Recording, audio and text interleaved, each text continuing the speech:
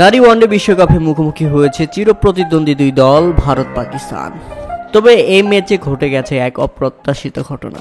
হ্যাঁ দর্শক, মাঠের মধ্যে এত পোকামাকড় যে কারণে এক পর্যায়ে মাঠ ছেড়ে চলে যায় ভারতীয় ব্যাটাররা। এটা নিয়ে পাকিস্তানের অভিযোগ ছিল। পরে দেখা যায় পাকিস্তান নারীরা মাঠ না ছাড়লেও তারা মাঠের মধ্যে নিজেরাই স্প্রে করা শুরু করে। পরবর্তীতে দেখা যায় স্প্রে মেশিন নিয়ে ঢুকে পড়ে এক নিরাপত্তা কর্মী।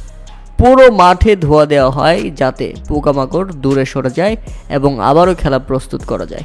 ঠিক এভাবেই কিছুক্ষণ পর আবারও খেলা শুরু হয়। তবে পোকামাকড় যেভাবে খেলা বন্ধ করে দিয়েছিল সেটা ছিল একেবারেই অপ্রত্যাশিত। শ্রীলঙ্কা কলম্বোতে এত পোকামাকড় সেটা প্রত্যাশা করতে পারেনি ক্রিকেট বোদ্ধারা। প্রিয় দর্শক, বিশ্বকাপের মঞ্চে এমন ঘটনা আপনারা এর আগে দেখেছেন কিনা তা অবশ্যই আমাদের কমেন্ট করে জানাবেন।